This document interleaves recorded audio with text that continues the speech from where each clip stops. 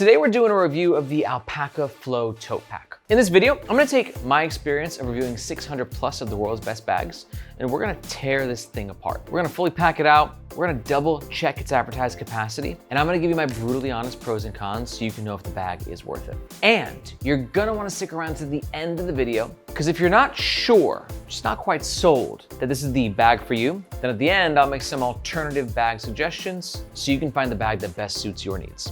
Let's jump into the gist of the Alpaka Flow Tote Pack. Alpaka is an Australian company, and they're pumping out a ton of gear. Mostly within like the carry, EDC travel niche. A lot of backpacks, a lot of totes, and sometimes a fusion of a backpack and a tote.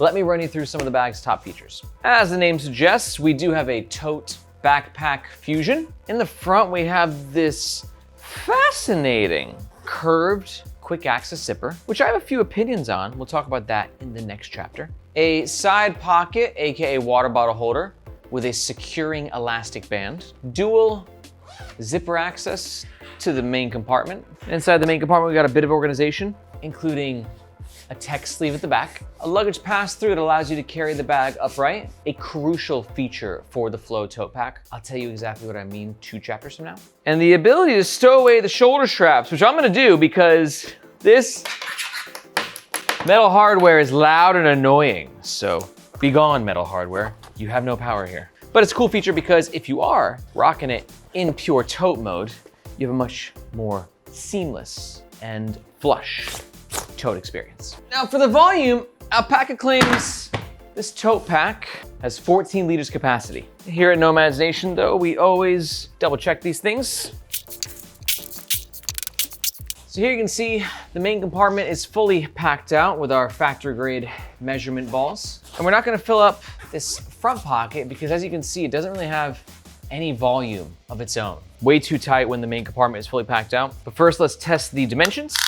We got a height of around 15 inches, 12.5 inches width, and a fully packed out depth of around 7 inches. Testing out the volume of that main compartment. Now, one thing to note is Alpaka sometimes has a tendency to overstate their capacity. Or should I say, they measure their volume a little bit differently. I believe what they do is they take the outside dimensions and then they create some sort of algebraic formula that then gives the capacity based on those dimensions. Versus us, we want to see what the actual inside of the bag can actually hold. And as you can see right here, we're at 510, just a little bit over 10 liters, which I think if you add the water bottle in, you might get an extra liter out of it. So I'd say we're not at a full 14 liters here. I'd say it's gonna carry closer to around 11 to 12 liters. Alpaka claims the tote weighs 2.3 pounds. I'm getting 2.2 pounds on scale number 1. And again, 2.2 pounds on scale number 2. As of recording, the Flow Tote Pack comes in 3 color options. This is what the bag looks like when it's empty. And this is what the bag looks like when it's fully packed out and worn on the Nomads Nation team. And don't worry, we're gonna fully pack out the bag throughout the entire review so you can see exactly what it fits. All Alpaka bags are covered by their lifetime warranty against manufacturing defects. And for all that, this bag runs around 170 USD. Now moving forward, that price point is going to be our North Star, and we'll use it to determine if this bag is a ripoff or if it's worth that price. But a quick note, if at any point during this review, you totally think this tote pack is worth it, and you're thinking about picking one up, we do suggest doing so with the first link in the description below. 2 reasons why. First of all, that link makes sure that you get the best price, and we oftentimes have discount codes, especially for Alpaka. But that link also helps support the Nomads Nation YouTube channel and team so we can keep making the best bag reviews on the web. Thank you very much. Okay, let's talk about the outside of the Alpaka Flow Tote Pack. First up, let's talk about the aesthetic, which I think looks pretty mean and pretty clean. And I think what's contributing to that is this really funky, cool, semi-circular pocket right here that I've just never seen quite executed in this way before. And another aspect contributing to the bag's really nice look is the primary fabric. This is a Axoflux 400D washed nylon. Axoflux is Alpaka's proprietary in-house fabrics. Like they make them themselves, which actually is quite a rarity in the bag world and is one of the reasons why Alpaka is one of the biggest innovators in this space. 400D is the denier. That's just how thick the fabric is. I think 400D is a great denier. It's gonna give the bag some lightness and some malleability and some flow, but also not being too thin as to where it could get punctured. I think that the lowest you wanna go is probably around the 250 to 300 range. So 400 perfect. And it's a washed nylon, which is what gives it that kind of shimmery aesthetic. And it also gives the fabric a little bit of structure as well. I'm not gonna lie, I'm a big fan of this. I've seen a lot of iterations of Axoflux fabrics. They've got the original, they've got the ripstop, they got this new one that kind of looks like a Bida nylon, they've got this. So it's a fabric that has a lot of fluctuations and variations, which as a consumer can be a little frustrating because you don't know exactly which one you're gonna get or the difference between them. But I gotta say, if you get the 400D wash nylon, it slaps. And it should also have a decent amount of weather resistance to it. You can see right here, a bit of a coating. This is definitely not a waterproof fabric, but for a bit of water resistance, yeah, you'll be good to go. Now we're gonna talk about the front compartment and the main compartment in the next chapter. And we'll also test out the water bottle pocket because water bottle pockets are always best to be tested when the bag is fully packed out. So for the rest of this chapter, let's talk about its comfort and how it can be carried. Because again, you have tote mode and also you got backpack mode, and tote packs are interesting. I'm gonna rant real fast. As to where we have lots of different tote pack fusions in the market. I think the first one I ever checked out was the Bellroy Tokyo tote pack. No, even before then, the Day Owl backpack.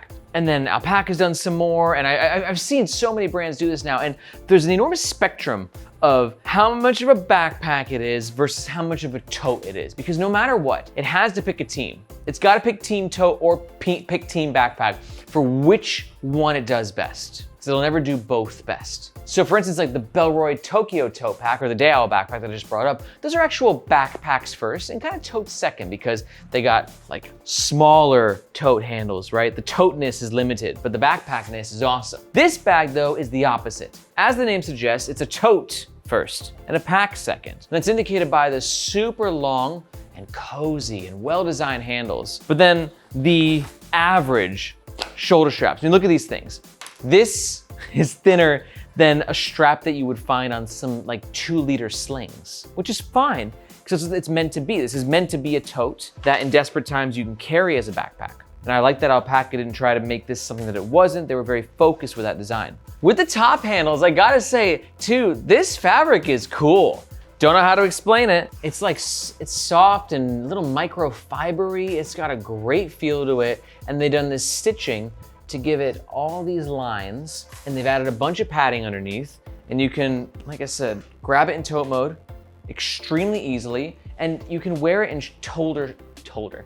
There's my dyslexia. You can wear it in shoulder tote mode as well. Not always an option with some of the tote packs that are more packed than they are totes. They're very simple though. Some totes have like a connection or maybe a buckle or even a magnet that can keep them more flush and looking nice. These tote handles are keeping it pretty simple in comparison. Now let's talk about the backpack shoulder straps, because like I said, you can stow them away. And on the inside, they are using the same fabric that the tote handles are using. And again, it feels nice-ish, right? Because at the end of the day, this is not gonna be a super comfortable backpack. Remember, it's only, it's advertised as 12 liters. I think it's closer to like a 10 to 12 liters, somewhere in that range. We'll call it 12, 13 actually, because of the water bottle holder. But this is a very thin shoulder strap. We've only got a width of, 1.25 inches, just a little bit less than 1.5 inches, which reminds me of like the Fjallraven Kanken backpack, which is nice in some ways because the shoulder straps are light. It's not like attacking you with all of this fabric and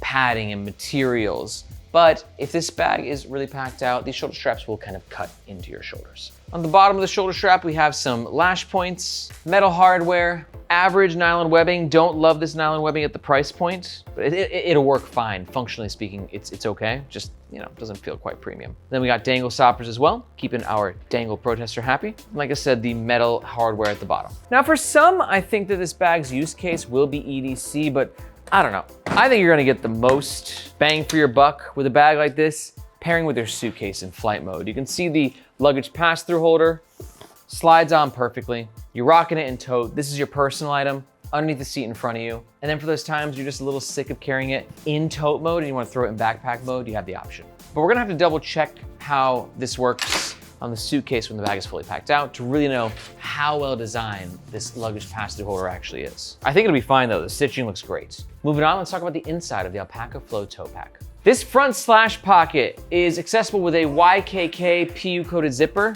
I mean, I know it's YKK, but I should double check. Indeed, YKK, best zipper brand in the world. The PU coating is gonna add additional weather resistance, but it also could peel over time, so it's something to keep in mind. And then inside you have Alpaka's really nice interior lining. It's like a cool gray color, light, and helps to create a bit of a highlight effect in your bag. Just makes it easier to find what you put where, which is especially helpful with tight main compartments. We're gonna talk about one of those in a second. And then you have on the opposite side, a power mesh pocket right here. Ooh, and a key leash. This pocket is great for things that you want faster access to. You can throw your wallet in there, sunglasses. Actually, we put our sunglasses in a case, much safer, and also to showcase that these pockets do have a bit of volume. But remember, the more packed out the main compartment is, the more that volume is compromised, which means like the less volume you have. Top one here, we can throw our charger. And then on the power mesh side, let's say you wanna throw a snack and an extra backup battery. This is just, again, for your smaller bits of gear you want faster access to.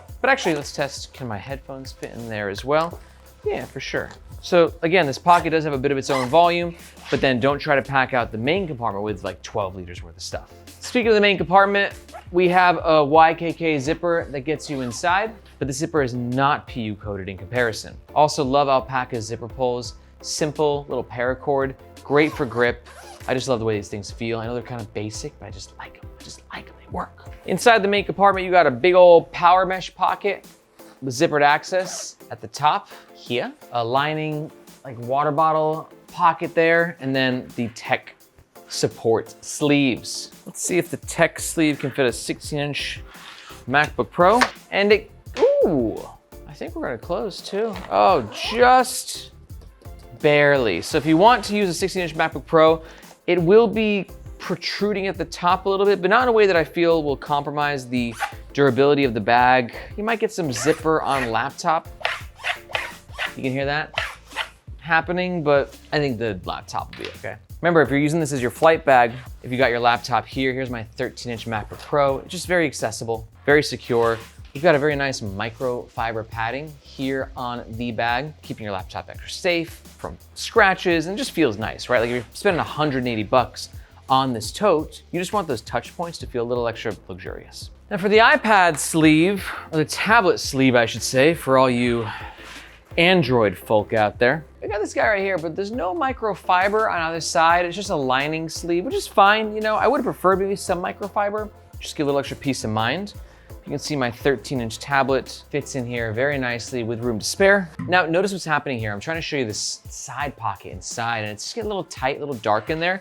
And that's what should be noted about this tote. Just a little bit tougher with access in the main compartment. It's not terrible, but any tote really is, right? It's not like I'm a little spoiled sometimes. I'm used to like clamshell style backpacks that can open up like this. This tote, and even some other totes, like the Air Go tote, I think it is. It's the Air Gym tote. I don't know, a couple totes that would have like these prolonged zippers, and they allow like a lot easier access to get into the main compartment. This tote though, in contrast, a little tighter. But you can see the 24-ounce Columbia does fit in this little sleeve right here. Zipper pocket, you can throw smaller bits of gear. And then remember, this is our personal item for the flight. So go ahead and put a tech pouch in there. Oof, we're filling up pretty fast, dudes. Yeah, I'm not gonna get the book in there super comfortably at least. Just kind of a hoodie on top. And you know, that's nice, right? It is what it is. You're gonna get to a certain point where it's gonna be really hard to zip closed. I think that we can get it though, just to give you the full, yeah. So that's the full experience, guys. Ladies and gents, this is the Flow Tote Pack. Flowing in tote pack mode. Depending on how you pack it out will dictate how well it self-stands, as you can see right now. Even though the bottom is flat, we don't really have it loaded out in the right way that gives it a proper foundation to self-stand. But now we can check out that water bottle holder on the outside. Water bottle holder, you can unzip. You have this gusset right here, which should be noted, it's not like a stretchy material. A lot of times it is, which has pros and cons. The con is that it's not gonna fit as big of a water bottle, but the pro is that that material, when it's stretchy, you can get overstretched over time and then kind of making the pocket, not useless, but less useful. 24-ounce Columbia, slide that in there. Then we have the elastic component as well, which can help keep the water bottle extra secure. The 24-ounce Columbia 2 can be zipped up, at least with the way I have the bag packed out currently. Your results will vary. And checking out the 1 liter Yeti. This can also fit, oh yeah, with the bag fully packed out. It's actually an enormous water bottle holder. You can see the 1 liter Yeti has plenty of room to dance around and have a great time in this sleeve. And if it wasn't for this, the water bottle holder sleeve would suck, but because it would be too loose. But this is going to really help keep it in place. You can even do an upside down test. Oh, it's staying in place. Let's call. I thought you were a goner. Last test, luggage pass-through holder. You can see we've got stitching here and here, and it looks like we got some bar tack stitching and possibly even a back stitch as well, which is just lots of reinforced stitching. And yeah, like I talk about this a lot with totes. I've never traveled with a tote and a suitcase. I've traveled with a suitcase, but never a tote and a suitcase. I just feel like it would be so fun. Like, I feel like this is just easy access. It works so well on the suitcase itself, like on the actual luggage. The sleeve, it's just really nice. It's not too tight, not too loose, and then you gotta jump on your actual flight. This goes underneath the seat in front of you. You can carry it like this. I gotta admit, I think it's kind of fun. I've never done the tote suitcase travel combo. If you have, let me know in the comments below. Am I missing out on something?